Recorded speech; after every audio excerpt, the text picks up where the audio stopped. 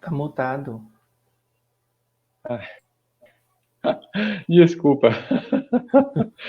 Boa noite, queridos amigos, internautas, companheiros de Ideal Espírita, tarefeiros da nossa Casa do Caminho de Rio Paranaíba, de Minas Gerais.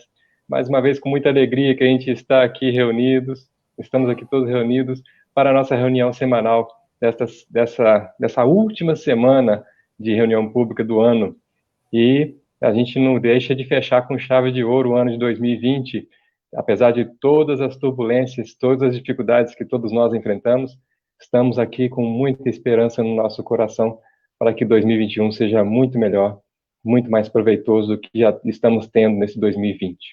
E hoje nós temos conosco a presença do nosso amigo Igor Bogione, lá de Ouro Branco. Ele é tarefeiro do Grupo Espírita Francisco de Assis. Igor, seja muito bem-vindo à nossa casa pela primeira vez e dê aí o seu alô para a turma. Olá, Cassiano. Olá, pessoal.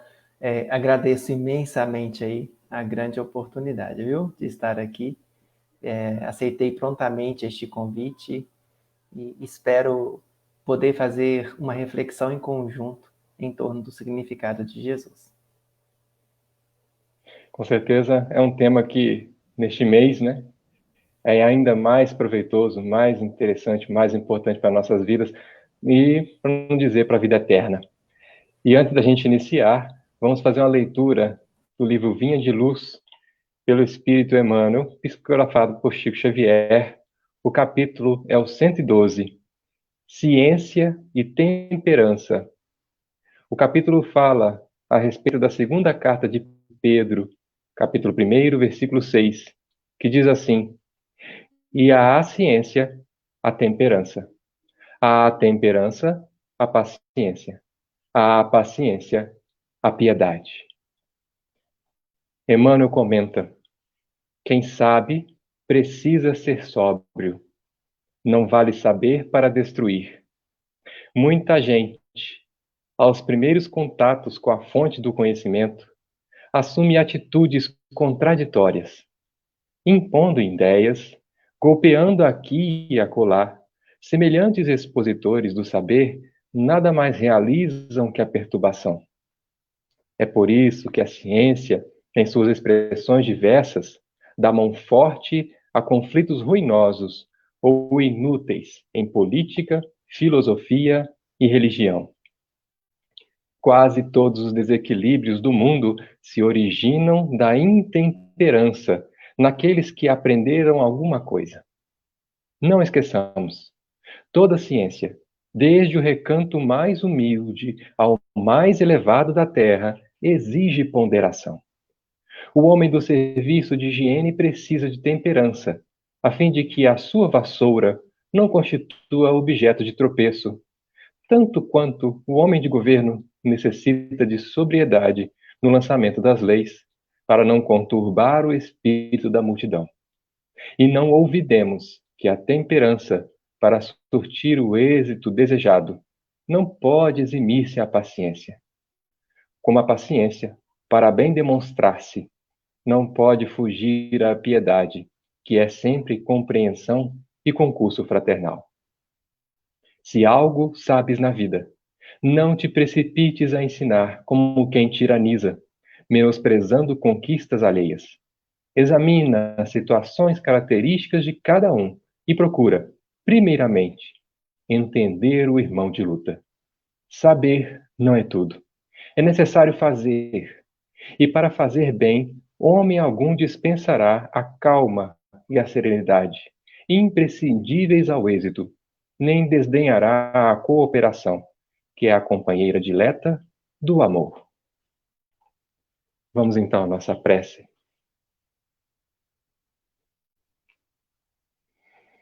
Que nesse instante possamos, em corações unidos, nos voltarmos para o nosso Mestre Jesus e buscarmos, não somente em sua imagem, mas em suas lições eternas, o convite para a mudança íntima. Convite este que é feito há tantos séculos e que nós ainda, teimosos, negamos. Permita-nos, Senhor, mais uma vez, elevarmos os nossos corações até o teu altar, até o reino dos céus que nos aguarda, para que possamos, então, assim, colocarmos-nos à disposição para o serviço. Porque a melhor oferenda que podemos fazer a Deus, nosso Pai, e a você, nosso Mestre, é buscarmos, através dos resgates das reencarnações, a própria redenção. Buscarmos a sintonia com o alto, na busca dos irmãos ignorantes, daqueles que prejudicamos, daqueles que amamos menos. Permita, Senhor, que nesta noite possamos, em nossos corações, fraternalmente, buscarmos a Ti. Não temos nada a oferecer, a não ser a nossa humilde cooperação, como servidores humildes de sempre. Muito obrigado, Senhor Jesus, que assim seja. Meu amigo Igor, mais uma vez agradecemos muito pela sua disponibilidade, pela sua palavra amiga, abençoada e iluminada da noite, de antemão. A palavra é sua, meu amigo. Muita paz e que Jesus te abençoe. Abençoe a todos nós, é uma alegria muito grande, viu? Estarmos aqui. Tá?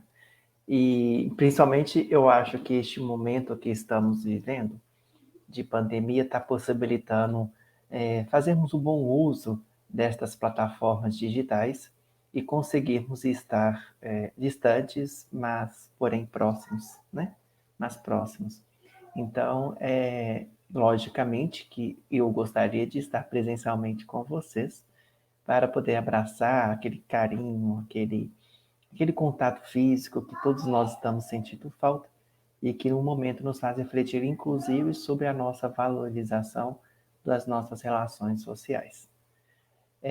Na noite de hoje, quando o Cassiano nos convidou, fiquei primeiramente muito feliz e grato pela oportunidade. E eu fiquei pensando já no final do ano qual tema nós abordaríamos. E eu acho sempre oportuno abordarmos o mestre, o nosso guia, o nosso modelo. E há uma mensagem muito linda, muito profunda da Joana de Ângeles, que tem o mesmo nome da palestra, O Significado de Jesus, no livro Iluminação Interior. E por simbolicamente comemorarmos, né, o nascimento de Jesus nesta época do ano, apesar ainda de nós deixarmos Jesus abaixo aí do Papai Noel e do comércio, a Joana nos faz refletir muito sobre o Mestre Jesus e na nossa vida, sobre o significado dele. E é importante nós irmos pensando em 3 questionamentos que a Joana de Ângeles faz e que ele é de cunho muito pessoal, ele é de cunho muito individual e que nós precisamos, portanto, pensar, refletir profundamente. São 3 questionamentos. Qual o significado de Jesus em minha vida? De que maneira nós nos identificamos com ele? E depois de nós o termos conhecido, como nós vivemos com a nossa consciência? Vou repetir, porque são 3 questionamentos muito importantes. Qual o significado de Jesus em minha vida? De que maneira nós nos identificamos com ele? E depois de o haveres conhecido, como vivemos com a nossa consciência? E essa pergunta, ela vai muito além da questão intelectual, porque a gente pode, inclusive, recorrer a algumas questões, a alguns livros da doutrina espírita. Quando nós vamos lá no Livro dos Espíritos, na questão 625, quando Kardec pergunta qual é o tipo mais perfeito que Deus tem ofertado ao homem, né, para lhe servir de guia e modelo. Ao que os Espíritos respondem, Jesus. Porque para o homem, Jesus constitui o tipo de perfeição moral a que a humanidade já consegue aspirar, pode aspirar aqui na Terra. Então, Jesus, para nós, é o guia e modelo. Mas podemos ir lá no livro A Caminho da Luz, quando Emmanuel coloca que Jesus faz parte da comunidade de espíritos puros eleitos pelo Senhor Supremo do Universo. São respostas lindas, frases poéticas, mas que muitas vezes não encontram ressonância em nosso íntimo. Encontram ressonância apenas no nosso intelecto, mas não no nosso fazer, no nosso sentir, no nosso transformar, no nosso conhecer a nós mesmos. E Manuel Filomeno de Miranda, no livro Amanhecer de uma Nova Era, ele até coloca que muitas vezes nós admiramos e emocionamos-nos quando tomamos, perdão, é no livro Perturbações Espirituais, que nós admiramos e emocionamos quando tomamos conhecimento de diversos mártires aí do passado, que quando convocados a dar o seu testemunho, nem sempre a gente tem um comportamento como seria de desejar, quando este testemunho é o nosso. Nós admiramos os mártires, nós admiramos Francisco de Assis, nós admiramos Clara de Assis, nós admiramos tantos outros.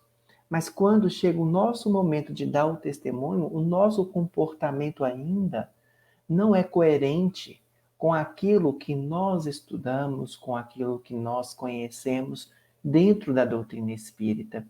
Por isso, é preciso a gente entrar na oração e na vigilância, na busca constante dessa resposta, desse questionamento da Joana de Ângeles.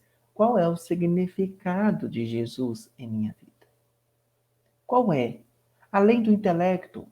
Porque quando nós conhecemos Jesus, cada um na sua intimidade, cada um na sua individualidade, vai encontrar com ele em determinadas situações que vai nos fazer refletir sobre os nossos comportamentos, os nossos sentimentos. Então, esse encontro é muito individualizado.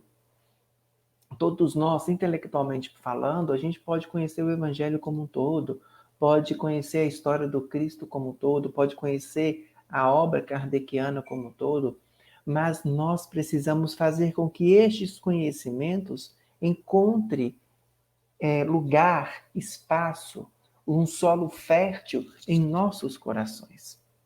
Então, estaremos indo de encontro a este Mestre Jesus.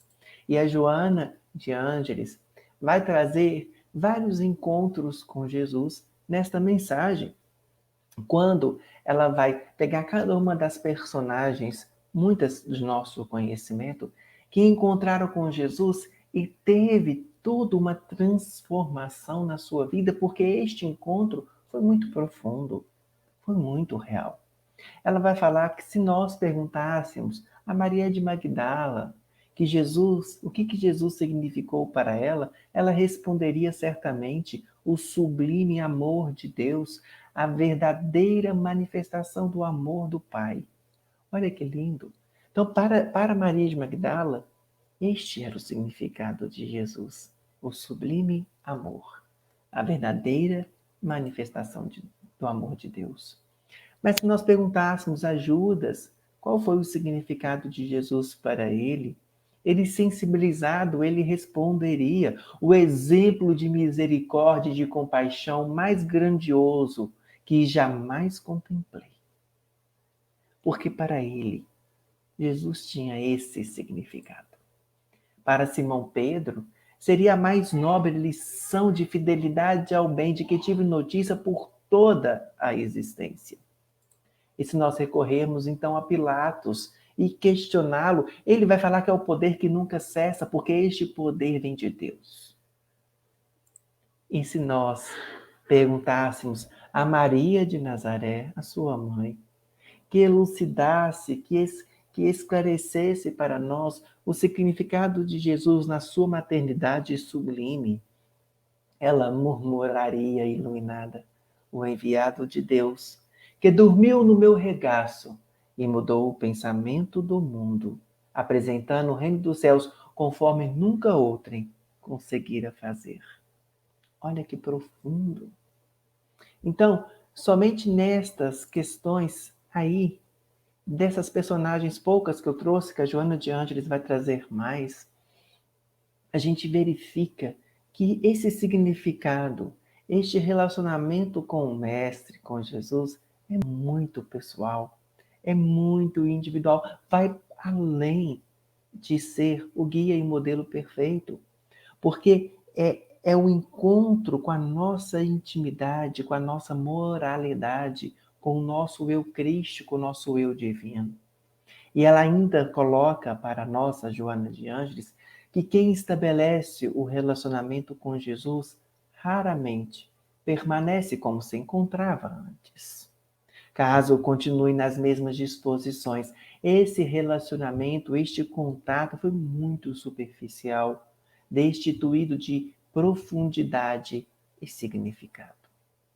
Então, se nós encontramos com o Mestre nas leituras, se nós encontramos com o Mestre na nossa vida, e isso não nos provocou uma revolução interior, capaz de nos fazer sair da comodidade, capaz de nos fazer sair da zona de conforto em que nós nos encontramos, em compreender que a lei de amar a Deus sobre todas as coisas e ao próximo como a nós mesmos é uma lei áurea que deve ser, além de entendida, vivenciada nos nossos dia a dia. Nós tivemos este contato com o Mestre de forma muito superficial, de forma não profunda, de tal forma que ainda não temos qual é o significado do Mestre em nossas vidas. Quando encontramos aqueles que encontraram com o Mestre e que mudaram a sua existência, e que mudaram a sua forma de ver o mundo, e que mudaram as suas disposições, nem que seja de se esforçar para domar as suas más inclinações, este é o encontro com o Mestre. Este é o encontro verdadeiro e profundo com Jesus. Mas ainda muitos de nós ficamos na intelectualidade. Nós ficamos divulgando o Mestre apenas pelas palavras, esquecendo de vivenciá-las. E quando nós percebemos isto, quando o outro vivencia aquilo que diz, nós percebemos que a energia da sua fala, a energia da sua presença é diferente. A gente pode pegar um exemplo até mesmo como o exemplo de Chico Xavier, não é mesmo? Em que até hoje, se nós ouvimos e vemos os vídeos de Chico Xavier no YouTube, a gente percebe algo a mais. A gente percebe um carinho no coração, um acalento, uma esperança, porque aquele homem, ele se esforçava e vivia o Evangelho do Cristo. Não que nós estamos aqui falando para sermos perfeitos de uma noite para o dia, em hipótese nenhuma, mas para iniciarmos um movimento de transformação de nós mesmos e de colocar o Evangelho do Cristo como pauta de nossas vidas, como roteiro seguro que vai nos conduzir ao Pai, mas não um roteiro seguro somente de palavras, mas de vivência, de esperança, de fé, de caridade, de ação no bem. É isso que nós precisamos, porque quando nós sentimos as palavras destes homens que tiveram contato com o Cristo, seja encarnado como o Chico, ou seja, esses espíritos aí da falange dele, do Mestre, através das psicografias e das psicofonias, dos livros, a gente consegue sentir a diferença. A gente consegue sentir aquela ligação, aquele conforto, aquele êxtase que a gente ainda não consegue pelas nossas limitações, pelos nossos desafios interiores. E precisamos trabalhar para que esta sensação de êxtase seja, na verdade, não apenas uma sensação momentânea e fugaz, mas uma sensação constante, constante nas nossas vidas. Porque aí sim, nós seremos os discípulos mestre, né? Aquele que será reconhecido por muito amar. Então, nós vamos ver alguns exemplos de figuras, de personalidades, de espíritos que encontraram com Jesus. 3 exemplos, para verificarmos o quanto que o encontro verdadeiro com Ele permitiu a transformação, a revolução interior, conforme a Joana de Ângeles nos coloca. O primeiro deles que nós vamos trabalhar de forma muito resumida é a história de Saulo de Tarso, tão, tão, tão maravilhosamente colocada por Emmanuel no livro Paulo e Estevão, cuja figura de Estevão para mim ela é belíssima e que nos traz grandes e oportunos ensinamentos. Não vou abordar a história toda, porque isso dá até um seminário, mas convido a todos a fazer a leitura e o estudo dessa obra magnífica que nos ensina muito da história crística, né, da história dos discípulos do Mestre. Mas, resumidamente, no início, nós temos aí Saulo de Tarso, um doutor da lei, em que ele era apaixonado e estava no enamoramento com Abigail. Abigail tinha o Ezequiel, que era o seu irmão. No desenrolar da história, Gisel, o irmão dela acaba sendo preso por uma determinada situação, mandado embora, ele desaparece, ela fica sem notícias do irmão, e ela já aí, vistas ao casamento com Saulo de Tarso, um doutor da lei, ele acaba conhecendo o doutor da lei, que perseguia os cristãos, afinal, Saulo de Tarso era apaixonado pela lei, e ele era apaixonado pela lei mosaica, era aquilo que ele acreditava que era certo, era aquilo que ele exercia enquanto profissão. E tinha essas leis como base também moral para a sua vida. Então, ele acaba perseguindo os cristãos porque eram contrários, né? Acreditava-se que eram contrários e que estava fazendo com que a lei mosaica deixasse de ser exercida. Assim, ele encontra um tal de Estevão. Estevão debate de forma magnífica e de forma lúcida, de forma coerente, tranquila, com este Saulo de Tarso, tão conhecido, tão renomado naquela época, na sua região. Saulo de Tarso fica meio desconcertado diante tamanha lucidez, tamanha serenidade deste Estevão e vê que ele realmente é um inimigo do Estado, um inimigo um inimigo das leis mosaicas e, portanto, faz toda uma perseguição e consegue levar Estevão ao apedrejamento. Neste momento, Abigail adentra, então, nessa arena, reconhece que aquele é o seu irmão, pede Saulo de Tarso para ter a última conversa com o irmão dela, já moribundo, já quase aí num desfalecimento. Saulo de Tarso fica um pouco aí ressabiado, desconfiado, mas verifica que realmente ele era o irmão quando Abigail o reconhece e ele reconhece Abigail. E no momento ali do seu desfalecimento, Estevão ainda diz a Abigail que ele fez isso porque ele não conhece Jesus. Quando ele conhecer Jesus, ele fará diferente. Perdoa. Olha que lindo.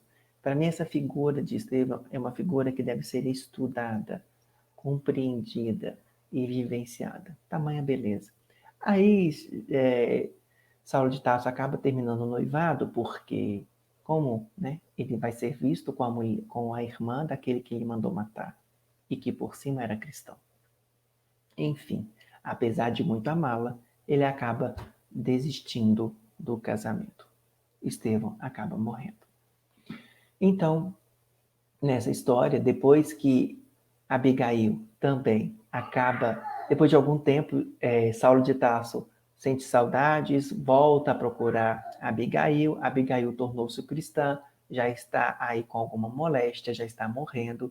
Ela acaba morrendo e ele acaba decidindo, então, perseguir aquele que transformou Abigail em cristã.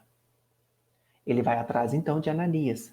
Na estrada, então, na famosa estrada de Damasco. Está lá Saulo de Tarso. Quando ele está num solilóquio profundo e sombrio, em que ele se encontra com diversos questionamentos no seu mundo interior, como aqueles dois irmãos influenciaram tanto a sua vida, capaz de levá-lo àquela situação em que ele se encontrava. Como Estevão era tão sereno, seguindo o mestre, seguindo Jesus, né? Para ele ainda não era o mestre, seguindo Jesus. Como dentre tantas mulheres que ele havia conhecido aí na sua vida, um homem importante de certa posição social, justamente Abigail que ele interessou e que ele ama e amou e ama ainda, e ele não consegue se desvincular-se dela. E em tantos e tantos questionamentos, ele acaba vendo uma luz com uma tonalidade diferente da solar, que o cega e o faz cair do animal.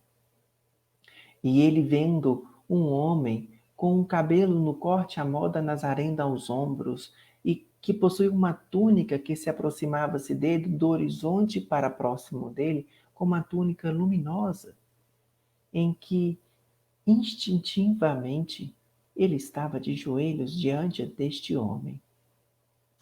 E este homem lhe diz: Saulo, Saulo, por que me persegues?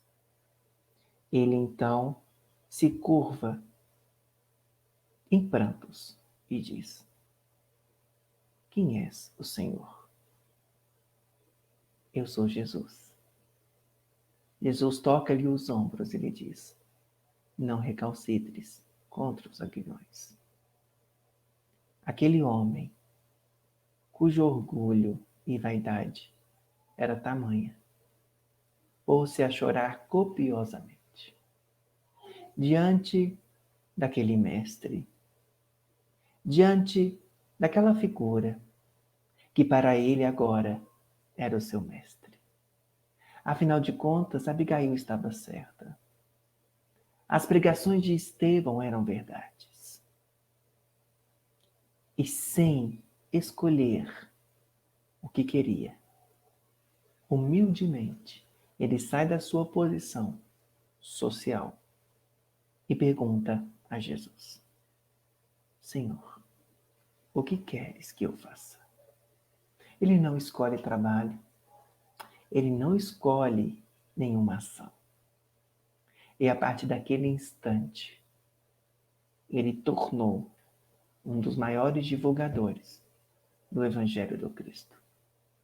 Apesar de todos os desafios, todas as humilhações, todas as dificuldades que ele passou, e no final da vida, ele conseguiu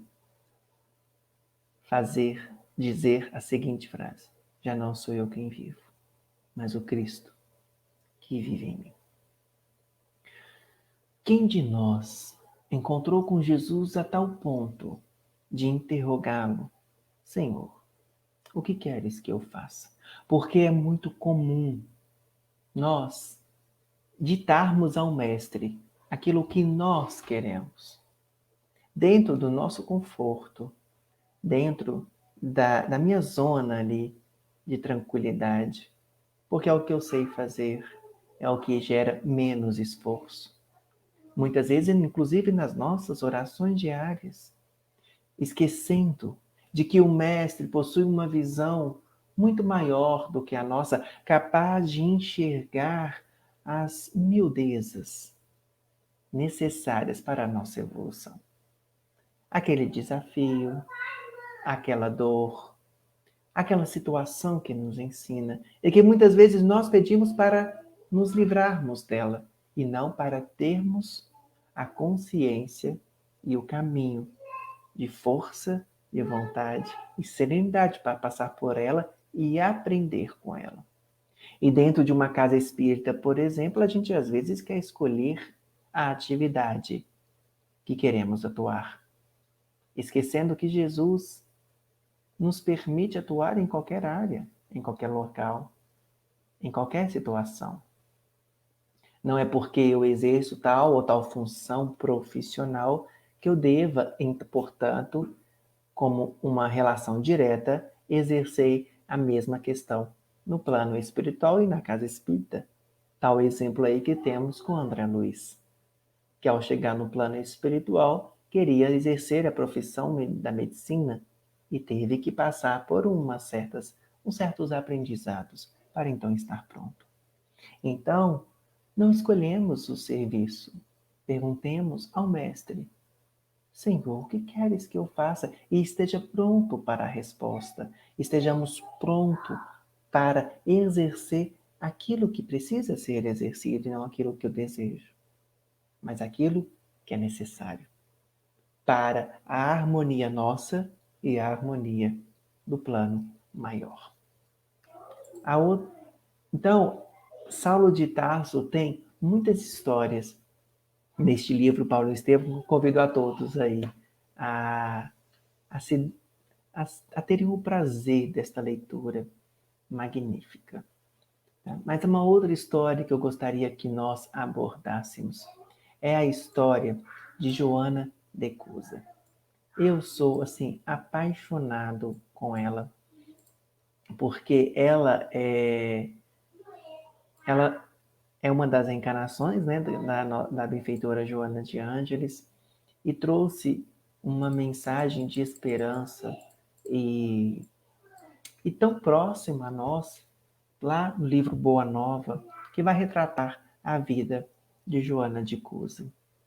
Então, Humberto de Campos vai nos dizer que entre a multidão que invariavelmente acompanhava Jesus nas pregações do lago, achava-se uma mulher de nobre caráter e de uma dedicação exemplar, que era uma das mulheres mais altamente colocadas aí na sociedade de Cafarnaum. Afinal de contas, ela era a esposa de Cusa, que era um intendente de Antipas, na cidade ali onde se tinha muito comércio e muitos pescadores.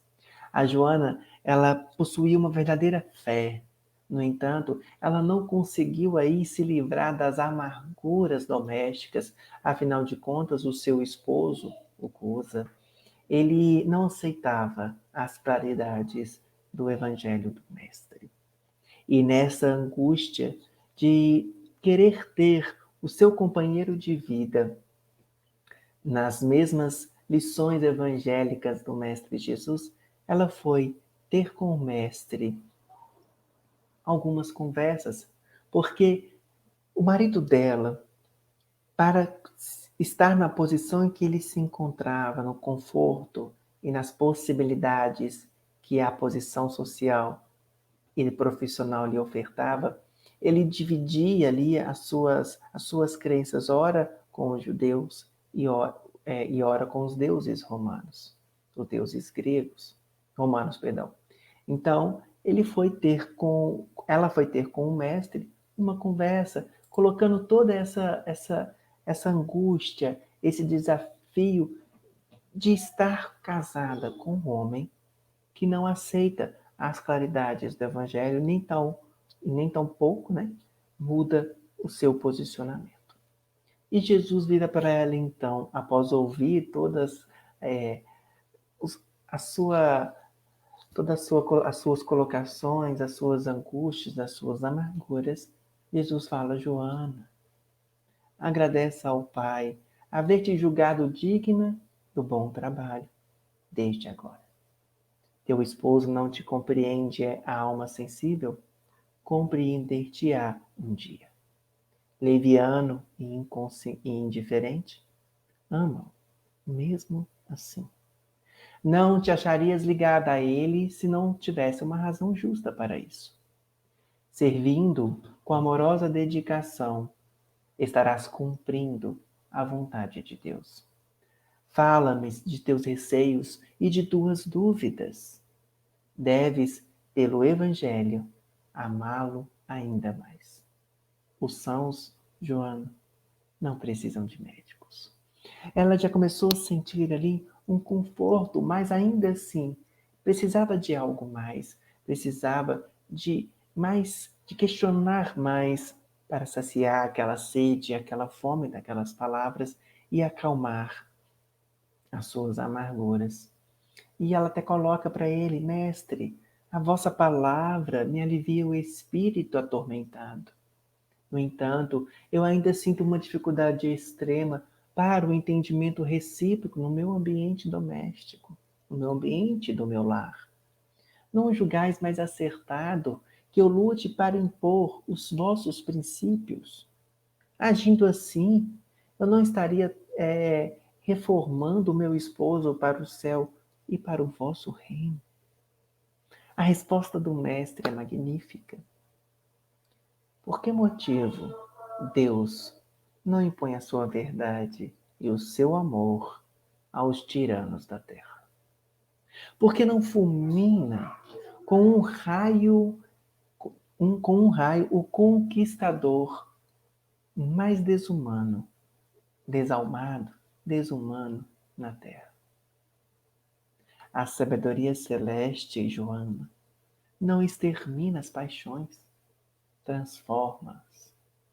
O Pai não impõe a reforma a seus filhos, esclarece-os no momento oportuno. Sê fiel a Deus, amando o teu companheiro do mundo, como se ele fosse o teu filho. Deus não trava contendas com as suas criaturas e trabalha em silêncio por toda a criação.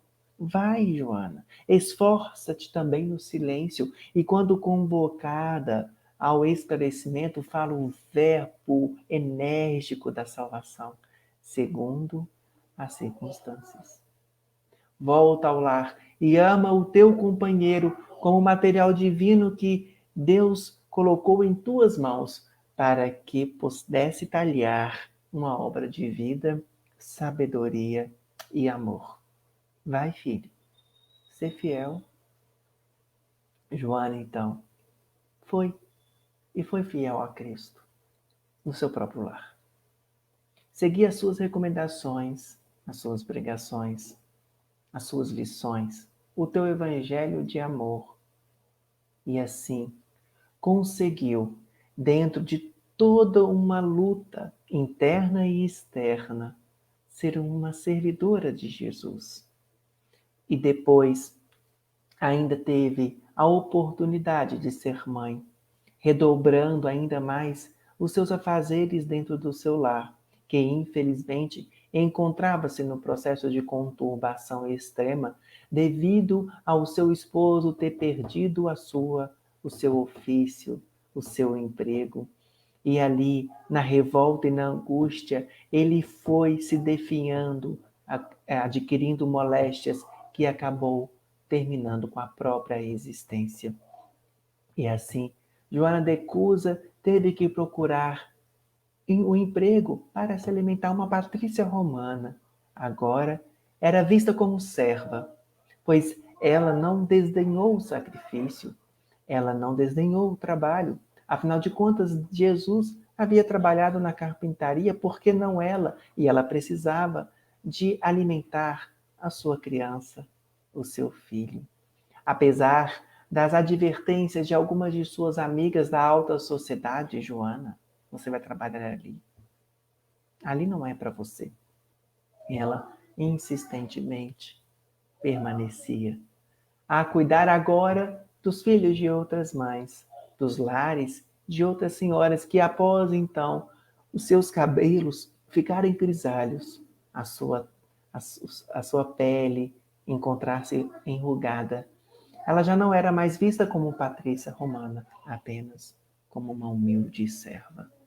Então, no ano de 68, quando as perseguições do cristianismo iam intensas, vamos encontrar num dos espetáculos sucessivos aí do circo uma velha discípula do Senhor, amarrada a um poste de martírio e ao seu lado um homem novo, o seu filho. Ante o vozerio do povo, foram ordenadas as primeiras flagelações, e um verdugo de olhar cruel e sombrio lhe diz: abjura. abjura. E depois do verdugo açoitar o seu filho com lágrima nos olhos, diz para sua mãe: repudia Jesus, minha mãe. Não vês que nós perdemos? Repudia Jesus por mim, que sou teu filho. Pela primeira vez, dos olhos daquela Marte, corre a fonte abundante de lágrimas. As rogativas do seu filho são como espadas de angústia que lhe retalham o coração. Ele ainda continua: abjura, mamãe, abjura. Joana ouve aqueles gritos e recorda toda a sua existência.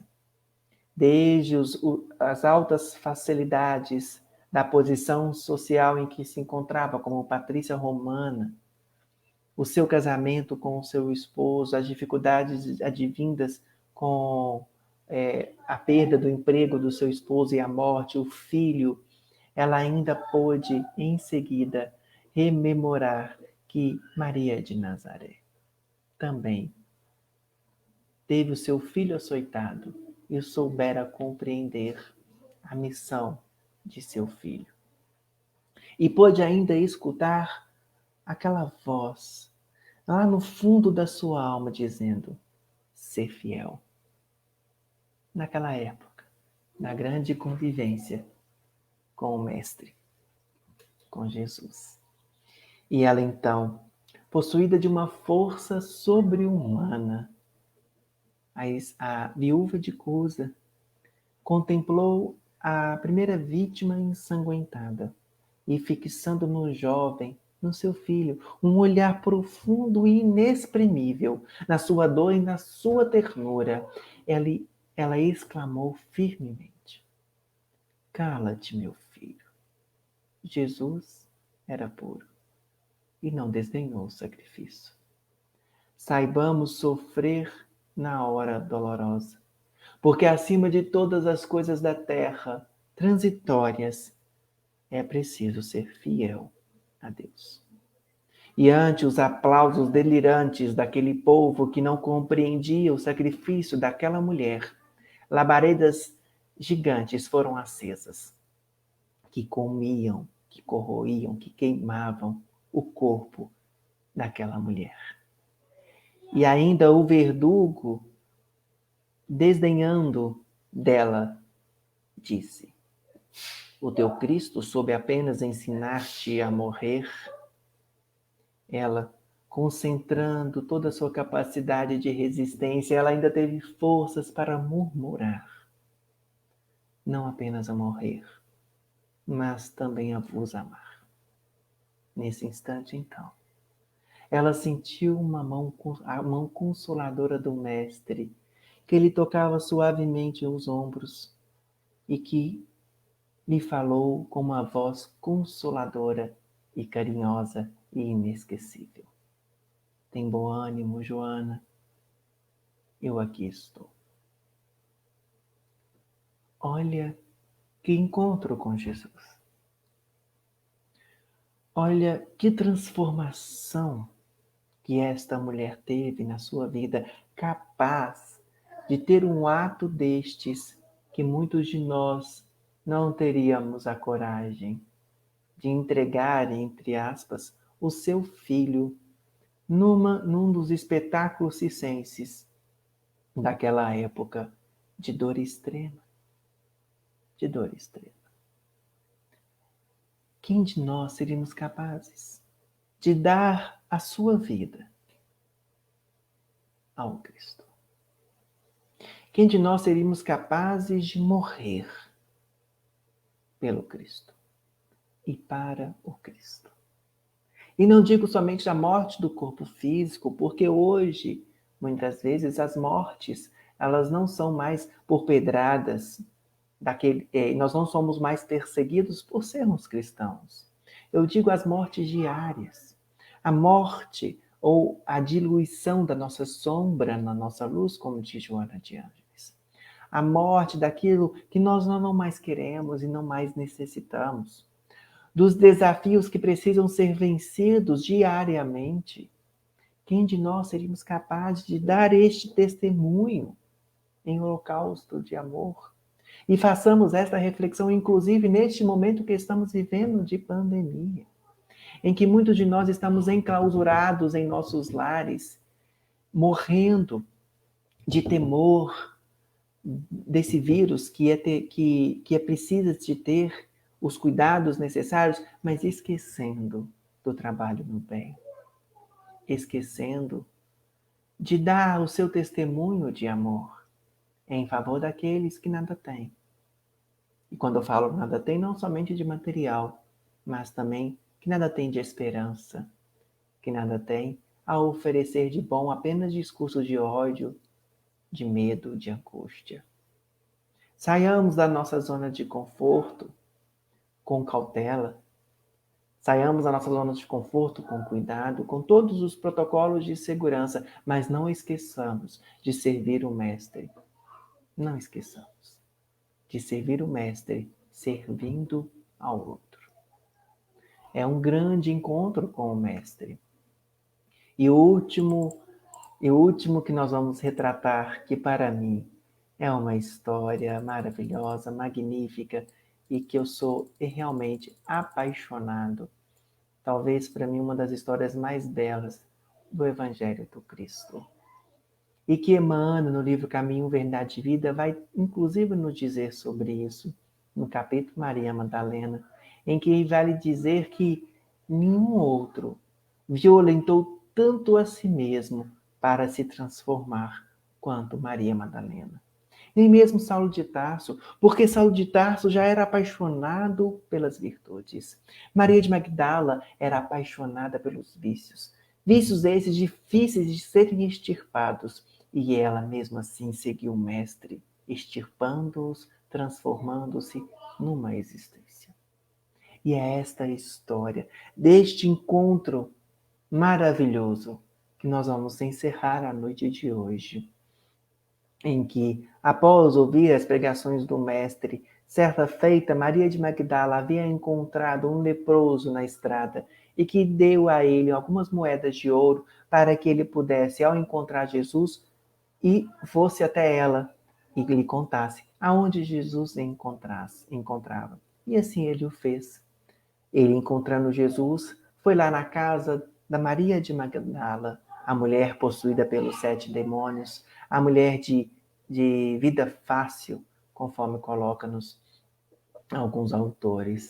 E ele diz, ele bate à porta, uma das empregadas, uma das servas atende, senhora, e lhe diz, preciso ver a senhora. E a serva então lhe diz, a senhora hoje não recebe, mas a minha ela vai receber. Ela está guardando a minha palavra já há algumas ruas.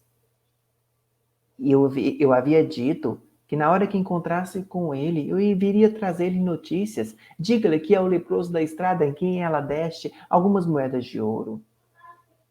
Não irei dizer, afinal de contas, a patroa recusou hoje a presença de um príncipe. Teve a coragem de recusar a presença de um sacerdote para receber um leproso da estrada.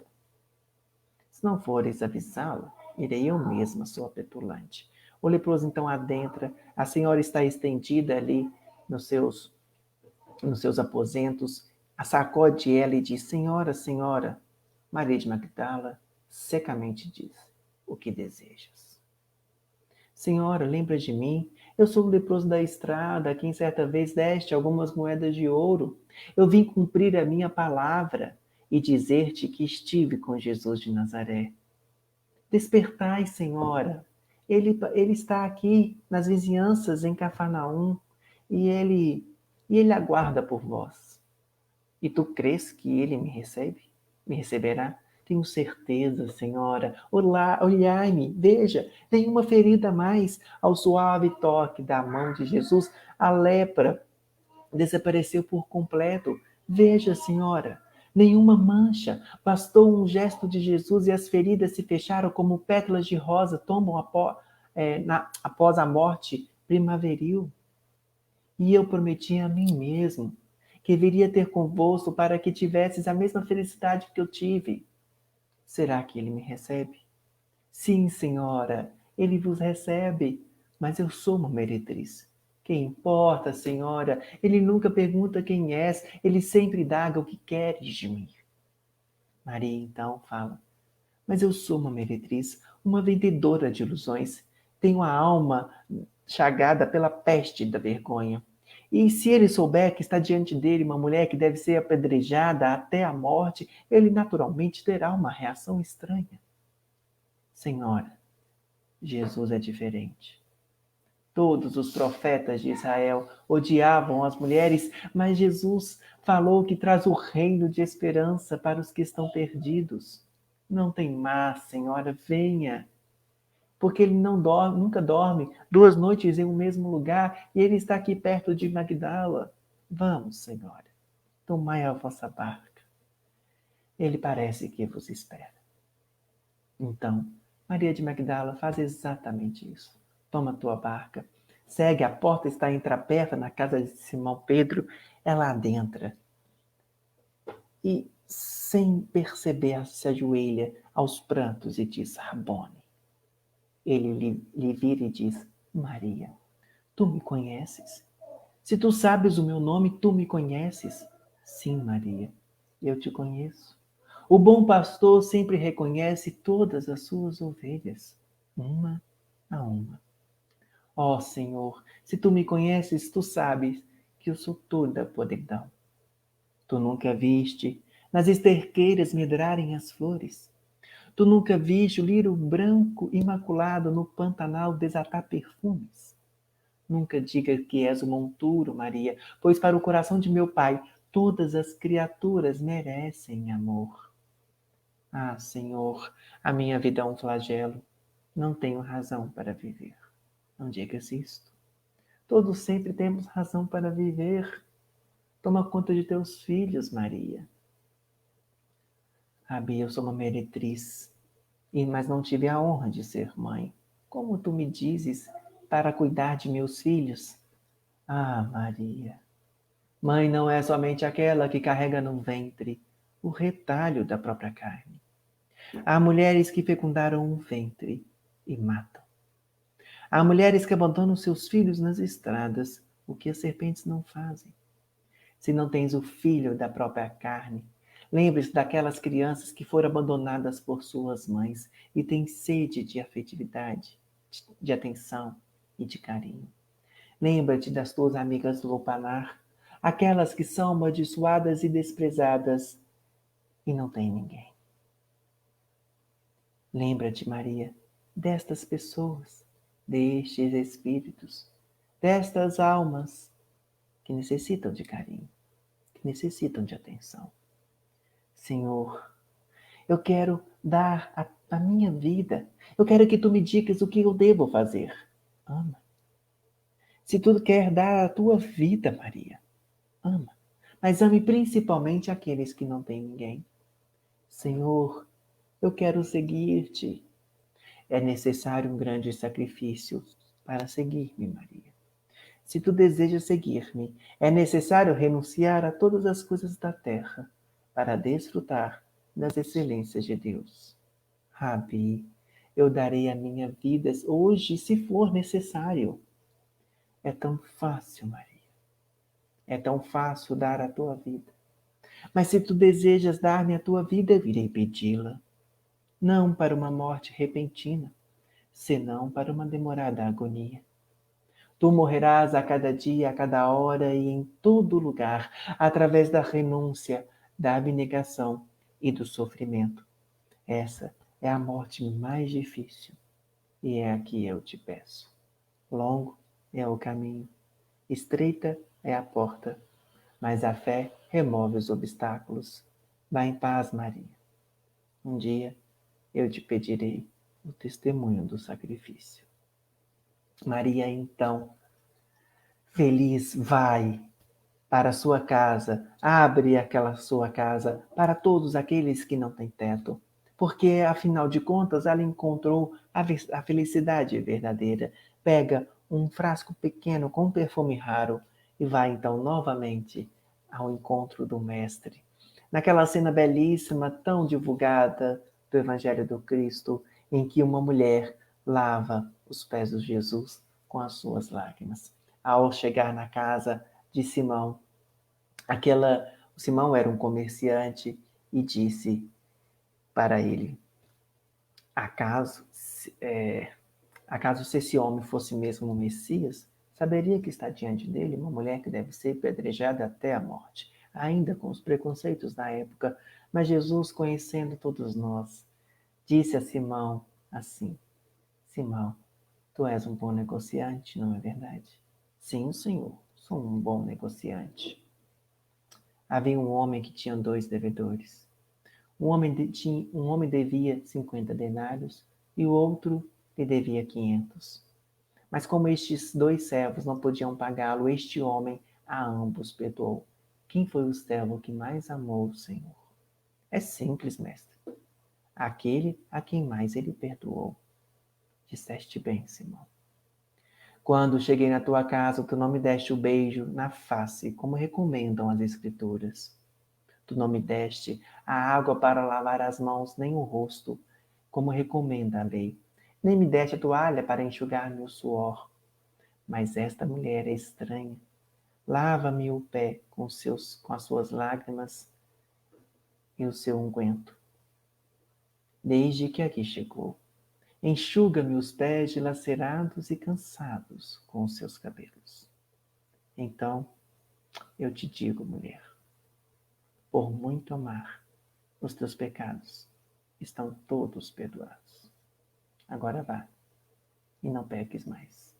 O amor cobre a multidão de pecados.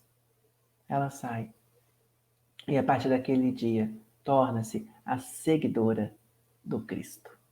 E após a morte de Jesus, quem estava ali ao seu lado, nenhuma das figuras era ela, Maria de Magdala. E apesar dela querer segui-lo, dela querer continuar o seu legado de divulgação do Evangelho com Pedro, Pedro temia pelo seu passado e por ela ser mulher. Ela então encontra como uma das únicas alternativas estar junto aos leprosos, aqueles marginalizados, aqueles deixados à margem pela sociedade pela doença atroz da lepra. Então, ela, a partir daquele dia, ao entardecer no vale dos leprosos, ela conta aos leprosos as mensagens de Jesus, os seus encontros, a sua fala, a sua vida, a sua vivência com o Mestre. Até que chegou um dia em que ela já mudou todo o seu dizer. Meus irmãos, nós, os leprosos, sim, meus irmãos, nós, os leprosos, pagamos na carne o crime que na carne cometemos. A beleza física era para mim uma das minhas maiores riquezas. Obtive posses. Muitos homens se atiraram aos meus pés, afirmando que atenderiam a qualquer pedido meu. Mas o vazio da minha alma, nenhum deles jamais pôde preencher. Somente quando me atirei ao pé do amor vivo, minha alma renasceu. Naqueles instantes em que o remorso e a vergonha me rasgavam o espírito, me senti feliz, porque também perpassavam-no as luzes que o Cristo vinha nos trazer. Todos os que me bajulavam, os caprichos me abandonaram. Junto a vós, entretanto, me senti amada verdadeiramente. Filhos de minha alma, preciso de dizer o quanto sou gratas por todos estes anos juntos. Mas agora eu sinto que estou nos meus últimos momentos e preciso ver Maria, aquela que foi para mim uma mãe. Ela, nos meus momentos mais de prova e expiação, estava junto a mim. Amo a todos do fundo e sinto não poder ter sido uma mãe ainda mais amorosa, como Jesus me pediu. E assim ela foi, cambaleante, e chegando ali nas portas da cidade, próximos à residência de Maria de Nazaré, desfaleceu. Maria de Nazaré ainda pôde ter com ela alguma conversa. Magdala lhe diz: como soubestes? O amor que une dois corações não precisa de palavras, e como bem sabes tu, maior ainda é o amor de mãe. Ele atravessa as fronteiras do invisível e encontra os filhos de nossa alma. Maria de Magdala, mãe, minha mãe. Maria, minha filha querida, a vida na terra e para a terra é uma ilusão. Meu filho te aguarda. Ah, quanta saudade! Te acalma e descansa. Vem vindo a alvorada. Mais uma vez. Ele espera por ti. E então, Jesus aparece para ela. Rabone. Maria, tu foste fiel até o fim. Agora vem ser feliz no meu reino. Essa é uma das histórias que eu acho mais magníficas, porque esta mulher, ao encontrar com Jesus, foi capaz, como lírio branco e imaculado, desatar perfumes em meio ao pântano dos vícios e das paixões, nos ensinando que somos também capazes de seguir o Mestre Jesus, mesmo com as nossas limitações, prontos, portanto, a transformarmos-nos em seus discípulos. E a Joana ainda coloca-nos que, apesar disso tudo, né, é também de grande volume o número de pessoas que receberam as notícias do Mestre Jesus e as informações, abraçando doutrinas que se derivaram dos seus ensinamentos, mas não experimentaram qualquer significado expressivo, um cerne do ser, continuando com o mesmo comportamento de conveniência, indiferente ao seu manifesto de amor. E mesmo então, diante dos desfalecimentos, nós precisamos continuar a seguir o Mestre Jesus, para que então possamos ter este encontro especial com Ele, este encontro íntimo. E quando o ouvirmos, conforme está lá na mensagem, no Vinha de Luz, as colocações de Emmanuel, né? Que muitas vezes, com todos esses conhecimentos, com todas essas histórias que temos contato, que temos lido, que temos estudado na doutrina espírita, diante dos questionamentos de sabermos por que estamos aqui, para onde vamos, de onde viemos, é justo com que nós façamos o seguinte questionamento: que fazeis mais do que os outros? É a mensagem de Emmanuel. Que fazeis mais do que os outros? O que estamos fazendo com todo este conhecimento que estamos obtendo? Promovendo a nossa transformação para termos este encontro com Jesus, sabendo que Ele é o caminho por onde todos nós devemos transitar, trabalhando essa lei de fraternidade, de justiça, de amor, de caridade, ao fim de alcançarmos, então, a verdadeira vida e a verdadeira proposta do Cristo. Porque não basta fazermos de Jesus um benfeitor que cura e protege.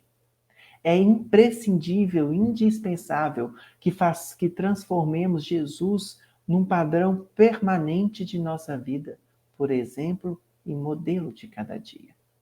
Então, que encontremos com o Mestre, que encontremos com Jesus e que voltemos àqueles questionamentos diariamente. Qual o significado de Jesus em minha vida? Depois de o termos conhecido, como permanecemos com a nossa consciência? E como nós nos identificamos com o Mestre? Que estes questionamentos sejam pauta de nossas vidas. Muito obrigado pelas nossas reflexões. Perdoem-me passar aí os 5 minutos, e fui instruído então pelo Cassiano, antes do retorno dele, que eu então fizesse a oração final para ele retornar aí à nossa conversa. Agradeço novamente, de antemão, antes da prece, a oportunidade de estar aqui. Ok? Então vamos, meus amigos. Sentir as doces vibrações do Mestre Jesus.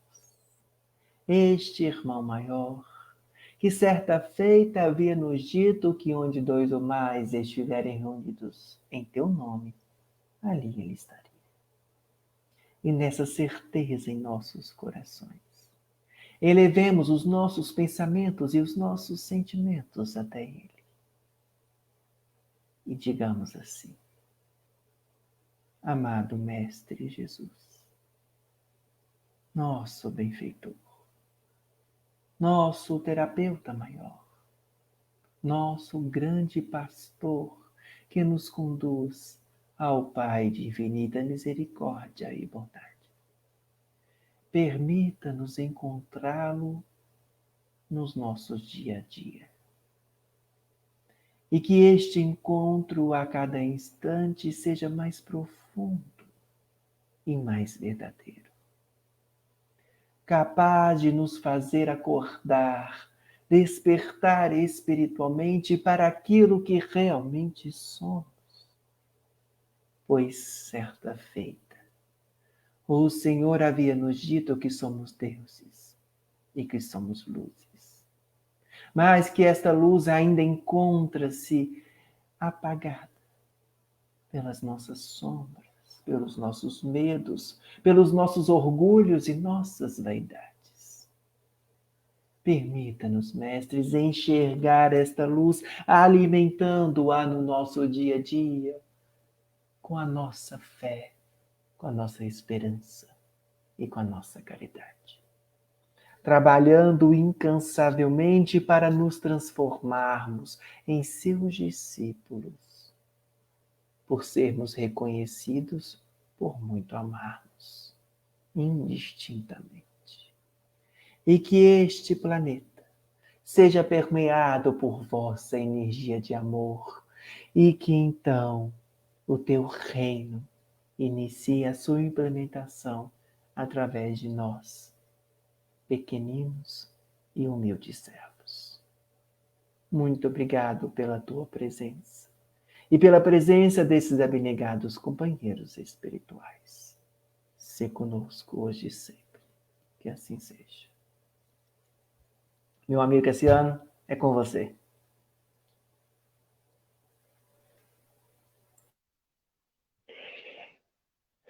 Meu amigo, mais uma vez, que lindo, né? Que maravilhoso. Falar de Jesus é sempre muito bom. Principalmente numa época como essa nossa, na época que a gente está aí com o Natal, finalizando. Nós só temos a agradecer. Em nome da Casa do Caminho, em nome de todos nós aqui que assistimos, nosso muito obrigado. Nosso abraço fraterno a vocês aí, a você e a família toda, essa família aí que está crescida, né? Cresceu agora há pouco tempo. E que vocês possam ter um ano maravilhoso, um ano de 2021 muito bom aí em Ouro Branco, com muita alegria, muita paz, muita saúde para você e todos os familiares. E assim, gente, a gente agradece mais uma vez ao Igor e vamos finalizando muito para todos nós, proveitoso, reatamos os laços de muitos amigos, fizemos outros e estamos aí firmes para 2020. Vamos continuar firmes. Mais uma vez, gratidão a todos que nos deram atenção. Vamos levar adiante essa mensagem de hoje, com certeza. São 3 ótimos exemplos aí para seguirmos. Se a gente tem dúvida ainda de pegar na charrua e seguir adiante, agora é mais do que nunca a hora, né, Igor? E a gente vai se despedindo aqui. Igor, alguma palavra final? Só gratidão mesmo. E muito bom te ver. Muito bom te ver também. Faz muito tempo que a gente não se via. Meu amigo, muito obrigado. Fique com Deus. Tudo de bom para vocês aí. E vamos em frente. Jesus nos abençoando sempre. Amigos, até semana que vem. Já em 2021, se Deus quiser. Um abraço a todos. Fiquem com Deus.